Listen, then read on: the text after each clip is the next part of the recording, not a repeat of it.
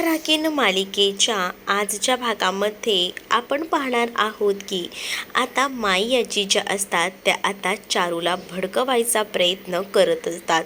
म्हणजेच आता चारूला त्या सरळ म्हणत असतात की बघ, पूर्वीच्या काळात जे चालायचं ते आताही चालेल असं नाही. आपल्याला ना आपल्या मुलीची काळजी ही स्वतः घ्यावी लागणार आहे. त्यासाठी मी तुला सांगते की त्या प्राजक्ताला भाग्याच्या जवळसुद्धा फिरकू द्यायचं नाही. जर ती तिच्या जवळ असेल तर आपल्याला अजूनही प्रॉब्लेम येऊ शकतात या लग्नामध्ये. ही गोष्ट लक्षात ठेव. कारण आपल्याला आत्ता वाटत असेल की ह्या सगळ्या काही गोष्टी सहज शक्य आहेत, पण नाही. या आधीसुद्धा तुला माहिती आहे ना त्या प्राजक्ताने काय केलं होतं ते. म्हणजेच त्या रोहनच्या आईची जाऊन भेट घेतली. रोहनच्या आईची भेट घेतल्यानंतर तिने काय काय म्हणून नाही सांगितलं. मग या सगळ्या काही गोष्टी आहेत ना त्या विसरून चालणार नाही आहेत आपल्याला. आणि म्हणूनच मला असं वाटतं की आपण आहे ना प्राजूला या सगळ्यापासून लांब ठेवायला हवं. तू आता तिच्या याच्यावर जाऊ नकोस, कारण ती मुलगी कशी आहे तुलाही माहिती आहे. उद्या जाऊन जर प्राजक्ताला या लोकांनी बघितलं आणि प्राजक्ताचं सौंदर्य त्या रोहनवर खुलून आलं तर मग काय, हे लग्न आणि लग्न मंडपात सुद्धा तुटू शकतं. हे सुद्धा आजी आता बोलत असतात. तेच आता तृप्ती या दोघींचंही बोलणं ऐकत असते. तृप्ती विचार करते की या दोघीही जणी बोलण्यामध्ये गुंग आहेत. तोपर्यंत आता आपल्याला काम करायला हवं. आणि यासाठी तिने आता ठरवलेलं असतं की पटकन ना रूममध्ये जायचं आईबाबांच्या आणि तिथे ना पेपर शोधायचे. कारण तिला आता ज्या घराचे पेपर हवे असतात. कारण या घराचे पेपर घेऊनच ना ती बहुतेक हे घर गहाण ठेवून कौस्तुभला पैसे देऊ पाहत आहे. आणि त्याचसाठी तिची ही सगळी काही नाटकं जी आहेत ती सुरू आहेत. आणि जेव्हा ती ही सगळी काही नाटकं करत असते तेव्हा ती कपाटामध्ये सगळीकडे ते पेपर्स शोधत असते. पण तिला ते पेपर्स कुठेही सापडत नसतात. ते पेपर्स कुठेही सापडत नसतात ना, त्यामुळेच ना आता टेन्शन आलेलं असतं. कुठे शोधायचे पेपर्स काही केल्या कळत नसतं. तेच आता सगळीकडे ती पेपर शोधत असतेच. तेच आता ती विचार करते की एकदा मी बघते आणि बाहेर जाण्यासाठी ती दार उघडते. तेच बाबा तिथे असतात आणि बाबांनी आता पाहिलेलं असतं तृप्तीला. बाबा विचारतात की तू आमच्या रूममध्ये काय करतेस. तेव्हा तृप्ती कारण खोटं सांगते की म्हणत असते की मी माझी साडी ठीक करण्यासाठी इथे आले होते. खरं तर आमच्या रूममध्ये त्या भाग्याच्या मैत्रिणी तयार होत आहेत ना, मग कुठे जागाच नव्हती. मग म्हटलं तुमची रूम रिकामी आहे सो यावं. तेच आता बाबा खरं तर ऑलरेडी तेच टेन्शनमध्ये असतात. कारण त्यांनाही असंच वाटत असतं की ही जी फाईल आहे ती आपण आता घेऊन जावी. म्हणजेच बाबा स्वतः ते पेपर घेण्यासाठी आलेले असतात. कारण बाबांना आता असं वाटत असतं की काही झालं तरीसुद्धा जर रोहनची आई पैशाची मागणी करते आणि आपल्याला आपल्या मुलीचं लग्न करायचं आहे, त्यासाठी त्याने ठरवलेलं असतं की राहतं घर जर आपल्याला गहाण ठेवायला लागलं तरीही चालेल, पण आपल्या मुलीचं लग्न जे आहे ते व्हायला हवं. म्हणूनच मग त्यांनी ते पेपर घेतलेले असतात. तृप्ती बघत असते की बाबांनी नेमके तेच पेपर हातात घेतलेले आहेत. पण नंतर ना तिला हे नाही दिसत की ते बाबांनी पेपर कुठे ठेवले आहेत ते. तेच आता इकडे ते पेपर गायब करायचे असतात. पण सगळ्यांचंच लक्ष जे आहे ना ते फक्त इथेच असायला हवं असं वाटत असतं तिला. आणि त्यासाठी ना तिचं आता प्लॅनिंग सुरू असतं. तिने मुद्दामून ना सगळं जे काही सामान असतं जे रुखवाताचं ते मुद्दामून पाडलेलं असतं. रुखवाताचं सामान पाडल्याबरोबर आता कुठेच काही दिसत नसतं. मग आता टेन्शन येतं की काय झालं असेल. रुखवाताचं सामान सगळं खाली पडल्यामुळे अपशकुन झालाय हे सुद्धा आता बोललं जात असतं. तेच आता ती म्हणत असते की एवढा मोठा अपशकुन लग्नात होईल असं वाटलं नव्हतं. भाग्या खूप जास्त घाबरलेली असते. पण हे सगळं करणारी ना दुसरी तिसरी कोणी नाही तर ती आता इथे असणारी ही तृप्तीच असते. हे आजींनी बरोबर ओळखलेलं असतं. आजी म्हणत असते की ए चोमडे, तूच पाडलंयस आणि आता तूच म्हणतेस का अपशकुन होणार आहे म्हणून. तुला काय वाटलं मला काही गोष्टी माहिती नाहीत का? मला सगळं माहिती आहे, कळलं ना. असंही बोलून ना आता ती म्हणत असते की हे सगळं तूच केलंयस. पण आता या सगळ्या गोष्टींमध्ये ना बऱ्याच ज्या रुखवाताच्या गोष्टी असतात ना त्या तुटलेल्या असतात. म्हणजेच त्या हिरव्या बांगड्या आणि त्याचसोबत आता जे रुखवातामध्ये नवरा नवरी असतात ना ते सुद्धा तुटलेलं असतं. मग आता तिकडे असणारी प्राजक्ता जी आहे ती सगळी काही गोष्ट जी आहे ती सावरून घ्यायचा विचार ती करू लागते. म्हणजेच तिला असं वाटत असतं की काही झालं तरी आपल्याला हा अपशकुन होऊ द्यायचा नाही आहे आणि यासाठी ती बोलत असते. तेच आता तृप्तीने तोंड सोडून बोलायला सुरुवात केलेली असते. तृप्तीला आता हेच होत असतं की कधी आता ह्या लोकांना आपण हे पटवून देतोय की अपशकुन होणार आहे ते. मग आता अशा पद्धतीने जेव्हा ती पटवून देते ना तेव्हा मात्र आता सगळ्यांनाच टेन्शन येतं, खास करून ना इकडे असणाऱ्या भाग्याला. कारण तिचं लग्न कसं कसं होत होतं आणि त्यात आता हे सगळे काही प्रॉब्लेम्स त्यामुळेच ना नकोसं झालेलं होतं. काही कळतही नव्हतं की आता काय करावं ते.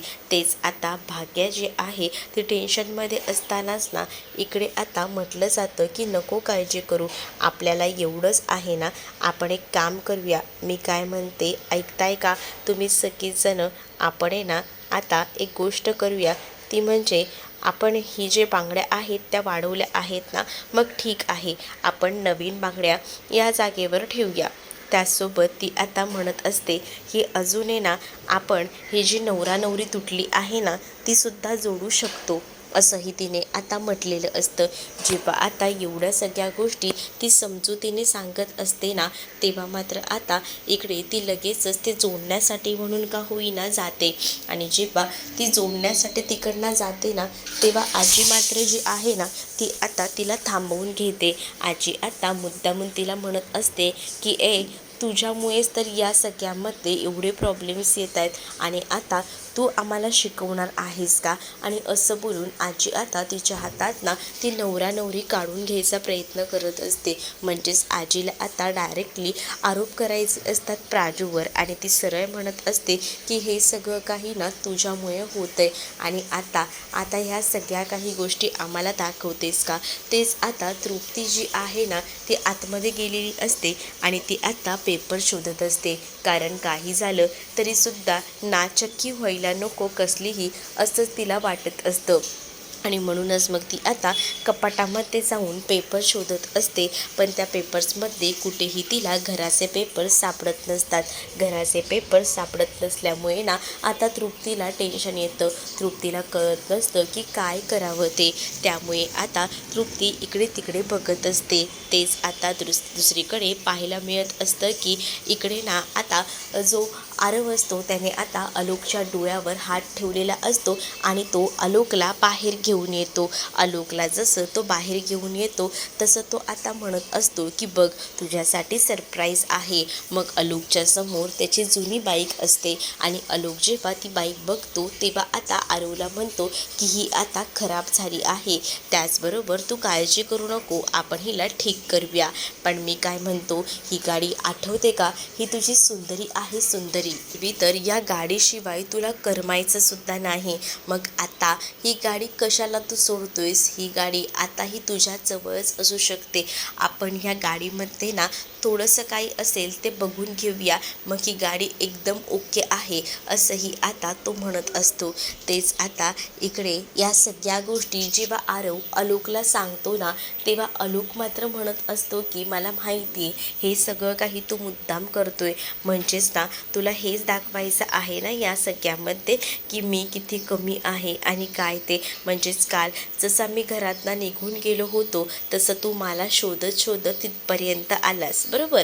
मग तू आता जेव्हा मला शोधत शोधत तिथपर्यंत आलास तेच जर मी ही गाडी बाहेर घेऊन गेलो तर ह्या गाडीमुळे निदान का होईना कळेलच ना की मी कुठे आहे कुठे नाही. कारण या गाडीला ट्रॅकर बसवायचा असेल, बरोबर ना? मग तुला माझं लोकेशनही समजेल मी कुठे आहे ते.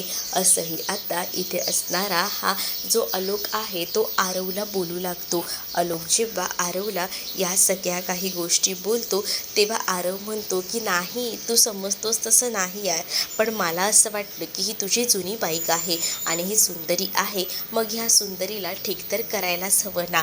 मग त्याच वेळेला तो भाग्यश्रीचा विषयही काढतो. भाग्यश्रीचं आज कसं लग्न आहे ना, मग म्हटलं थोडं मन आपण यात रमवावं.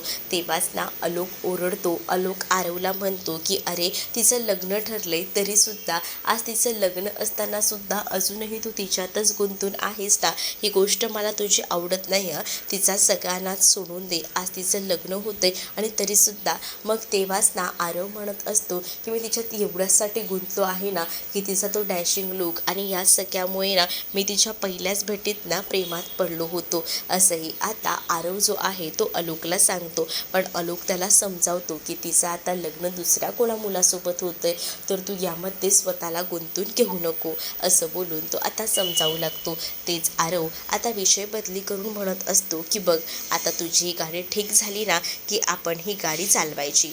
तेच दुसरीकडे आता तृप्ती कौस्तुभला घेऊन बाजूला आलेली असते. कौस्तुभला आता तृप्ती विचारते की काय झालं, पैशांचा काही बंदोबस्त झालाय का?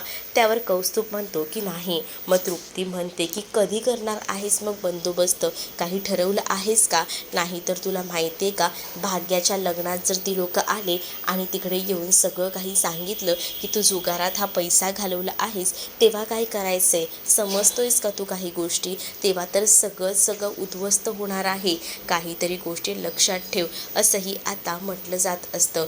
मग तेव्हाच ना ती म्हणत असते की आत्ताच्या घडीला ना त्या माणसाला आपण 2 लाख रुपये देऊया, 2 लाख रुपये देऊन तोंड बंद करूया. पण तेव्हाच कौस्तुभ म्हणतो की 2 लाख रुपये पण माझ्याकडे आहेत कुठे? तेव्हाच कौस्तुभला तृप्ती म्हणत असते की मला माहितीच होतं तुझ्याकडे नसणारच आहेत, पण मी करते कुठून तरी पैशांचा बंदोबस्त. पण जर आपण त्यांना 2 लाख रुपये देऊन जरी गप्प नाही बसवलं ना, तर आपण आहे ना आयुष्यात ना उठू, कारण भाग्याचं लग्न मोडेल ऐन लग्न मंडपात. मग काय करायचं? मग कौस्तुभला तृप्तीची आयडिया पटते. तो आता म्हणत असतो की ठीक आहे, तू म्हणतेस तसं आपण करूया. मग आता या सगळ्या काही गोष्टी तृप्तीचं ऐकून तो करायला तयार होतो. पण आता तृप्ती 2 लाखांचा बंदोबस्त स्वतःच करणार होती. तो कसा करणार होती, काय करणार होती हे काहीच माहीत नाही. पण तिने मात्र कौस्तुभला तसं सांगितलेलं होतं. कौस्तुभला जसं ती सांगते ना, तेव्हा कौस्तुभलासुद्धा या सगळ्या काही गोष्टी ज्या आहेत ना त्या पटतात. आणि त्यामुळे ना आता कौस्तुभ जो आहे तो म्हणत असतो की ठीक आहे, तू म्हणशील तसं. तेच दुसरीकडे आता आरव जो आहे तो गाडी ठीक करत असतो. थोडंसं हँडल्स आणि लूज असतात, ते फक्त ठीक झाल्यानंतरच ना आरव म्हणत असतो की चल आता आपण थोडं गाडीचा राऊंड मारून बघूया कसं वाटतंय ते. तेच आरव जो आहे तो आलोकला पाठी डबल सीटसुद्धा बसवतो आणि गाडी स्टार्ट करत असतो. पण गाडी काही गेल्या किक मारलं तरी स्टार्ट होत नसते. मग आता आलोक म्हणत असतो बघितलं का, मी बोललो होतो ना, अरे नाही चालणार ही गाडी. पण तू कुठे ऐकतोयस, तुला तर ऐकायचंच नव्हतं. मग आता आलोक अक्षरशः गाडीवरनं उतरतो तर आरव ना किक मारतच असतो. आरव म्हणत असतो की थांब जरा, होईल चालू असं बोलून आता तो जोरजोरात गाडीला किक मारत राहतो. पण गाडी काही केल्या आता चालू होतच नसते. मग तेव्हाच ना आलोक त्याला म्हणत असतो की तुझ्याने काहीच होणार नाही. बघ मी तुला म्हटलं होतं ना ही गाडी खराब झाली. मग तेव्हाच आरव म्हणतो की नाही, ही सुंदरी कशी काय खराब होऊ शकते, ही सुंदरी तुझी आहे, त्यामुळे काही झालं तर ही खराब होणार नाही, मला माहिती आहे. मग आता आरव आणि आलोक जे आहेत ते बाहेर बोलतच असतात त्या गाडीवरच. मग तेवढ्यातच ना आता त्यांच्या मागून एक मोठी अशी 4 व्हीलर तिथे येऊन थांबलेली असते. खरं तर आता त्यांना ती गाडी घेऊन बाहेर पडायची असते. तेच मागे आता एक मोठी 4 व्हीलर आल्यामुळे दोघांचंही लक्ष जातं की नेमकं आलंय तरी कोण. तर आता इथे एक नवीन एंट्री झालेली असते, ती म्हणजे अंबिकाच्या नवऱ्याची, सत्यांची. मग आता सत्यन जेव्हा मालिकेत एंटर होतो तेव्हा नेमकीनं अंबिका बाहेर आलेली असते, कारण अंबिकाने पूजा वगैरे केलेली असते आणि अंबिका प्रसाद द्यायला आरव आणि आलोकला येते. आणि तेव्हाच तिथे सत्यांची एंट्री होते. सत्यांना पाहून आता लगेचच ना अंबिका खुश होते आणि अंबिका म्हणते की हे काय, तुम्ही आलात सुद्धा, बापरे, अरे आणि तुम्ही सांगून कसे नाही आलात. मग तेव्हाच ना न सांगता ते आलेले असतात. मग तेव्हाच आल्या आल्या जी अंबिका आहे ना ती सत्यांच्या पाया वगैरे पडते आणि त्याला प्रसादही देत असते. तेच आता ते म्हणत असतात की मी अर्जंटमध्ये येण्याचं कारण हेच आहे की मला सुलक्षणाशी बोलायचं आहे. सुलक्षणा आहे ना. तेव्हा अंबिका म्हणत असते की आहे, पण आता ना टेन्शन आलेलं असतं. इकडे असणाऱ्या अंबिकाला सुलक्षणाकडे यांनी काय काम काढलं असेल असे विचार ना तिच्या मनामध्ये येऊ लागलेले असतात. तेच आता आल्या आल्या डायरेक्ट त्यांनी विषयाला हात घातलेला असतो आणि यामुळेच टेन्शन आलेलं असतं. मग आता युरोपवर ना डायरेक्टली ते न सांगता इथे आल्यामुळे अंबिका थोडी डिस्टर्ब असते आणि तेच आल्या आल्या सुलक्षणाशी बोलायचं म्हटल्यावर तिलासुद्धा आता थोडी धाकधूक होत असते. सुलक्षणा तयार वगैरे झालेली असते कारण तिला भाग्यश्रीच्या लग्नाला जायचं असतं.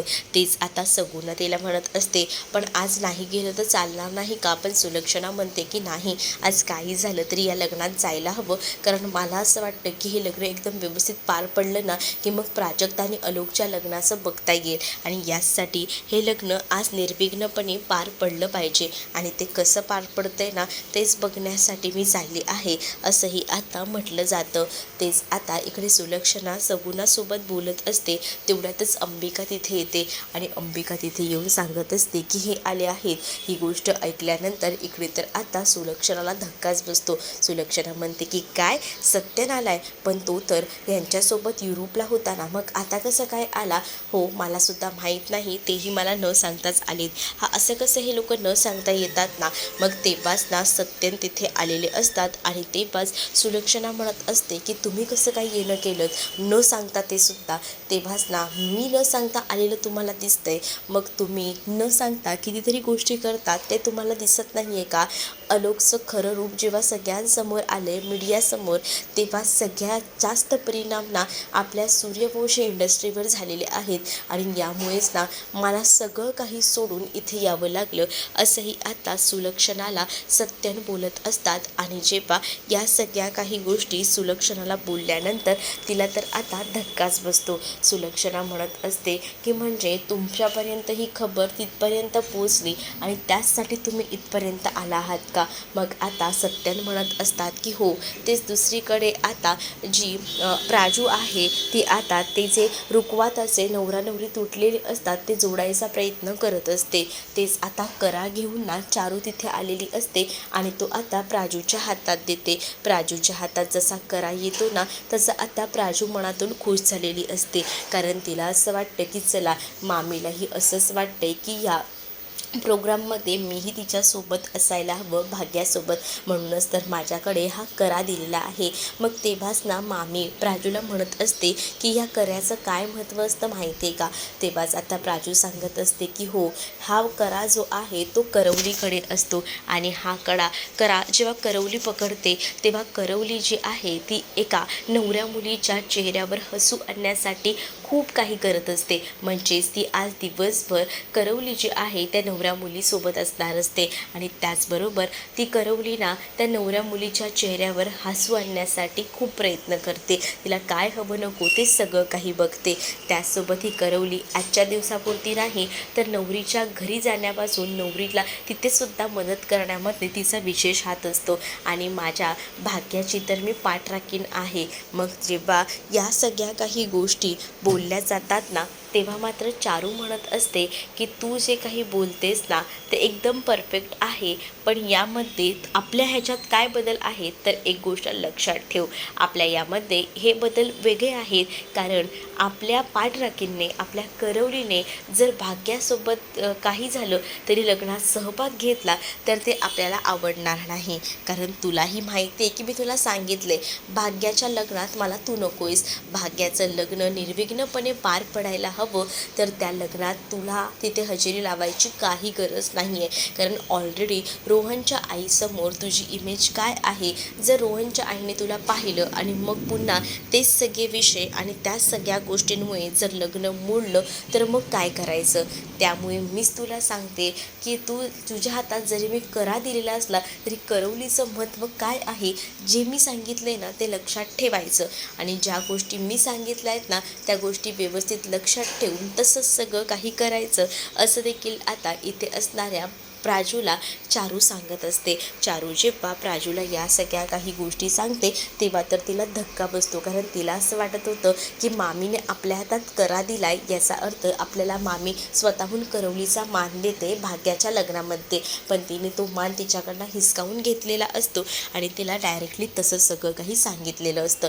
त्यामुळे प्राजूना मनातून खूप जास्त हर्ट झालेली असते, कारण भाग्याची तर फोर्स असतो की तू या लग्नामध्ये असायला हवी. त्यातच इथे आता चारूने सांगितलेलं असतं की या लग्नात मला तू नको आहेस. मग आता कोणाचं ऐकायचं, कोणत्या अटींमध्ये आता अडकून बसायचं ना, हे काही केल्या इथे असणाऱ्या प्राजूला कळत नसतं. त्यामुळे आता चारू मामीने सांगितलेलं तर प्राजूला ऐकावंच लागणार असतं. दुसरा आता कोणताही पर्याय जो आहे तो इथे असणाऱ्या प्राजूकडे नव्हता. तेच आता पुढील भागामध्ये आपल्याला पाहायला मिळत असतं की इकडे आता अचानकपणे बोर्ड ऑफ डिरेक्टरची मीटिंग ठेवली गेलेली आहे. त्यामुळे तुम्हाला सुलक्षणा कुठेच जाता येणार नाही हे सरळ सत्याने सांगितलेलं असतं. सुलक्षणाला लग्नाला जाणं खूप जास्त गरजेचं होतं, पण सत्याने तिला सांगितल्यामुळे आता तिला ना बोर्ड ऑफ डिरेक्टरच्या मीटिंगमध्ये जाणंसुद्धा तितकंच गरजेचं वाटत होतं. मग तीही म्हणत असते की मलाही बघायचं आहे की नेमकं काय होतं ते आजच्या मीटिंगमध्ये. आणि तर दुसरीकडे आता भाग्या तयार होत असते. तेच प्राजक्ता तिच्यासमोर उभी असते. तर भाग्या सांगत असते की आपण जसं ठरवलं होतं ना तसंच तुम्हाला तयार करणार आहे, असंही आता भाग्या प्राजूला म्हणत असते. त्याच वेळेला भाग्याने प्राजूला घट्ट अशी मिठी मारलेली असते. आणि जेव्हा हे सगळं होत असतं तेव्हा प्राजूला मामीने सगळ्या काही गोष्टी सांगितलेल्या आठवतात. त्यामुळे प्राजूला रडू येतं. तर तुम्हाला भाग कसा वाटला कमेंटमध्ये नक्कीच सांगा.